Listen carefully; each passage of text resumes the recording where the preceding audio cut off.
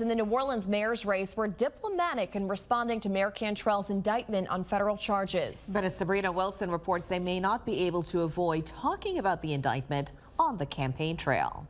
Amid the fallout of Mayor Cantrell's indictment is a hot mayor's race. There's really no way to separate the mayor's indictment and upcoming trial from the current mayoral campaign in the city of New Orleans. The three major candidates in the mayor's race issued prepared statements after the feds announced the indictment. There was no surprise in these statements. Royce Duplessis called it a sad day for the city and said Cantrell is entitled to a fair trial, and said as a father his heart breaks for Cantrell's child. A spokesperson for Helena Moreno said the mayor is entitled to a presumption of innocence and that Moreno's focus remains on a new way forward for New Orleans. And Oliver Thomas said in part that he's praying for Cantrell and her family, and said these are critical times for the city to get back on track and to stay focused on building a city that works and thrives for everyone. They need to be diplomatic in a situation like this.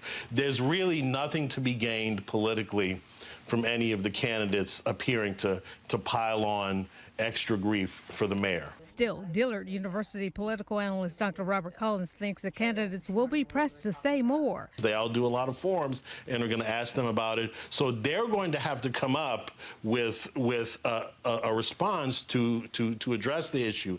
And I suspect what the candidates are going to do is they're going to find some sort of way to give reassurances to the public that they will not get into the same trouble that the current mayor is in. They'll probably talk about transparency.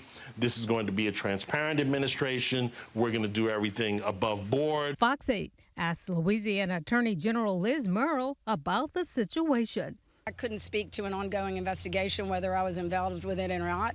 But I will say this: I think that New Orleans, like everywhere, deserves to have public officials who are honest, who are transparent, and who are accountable to the public.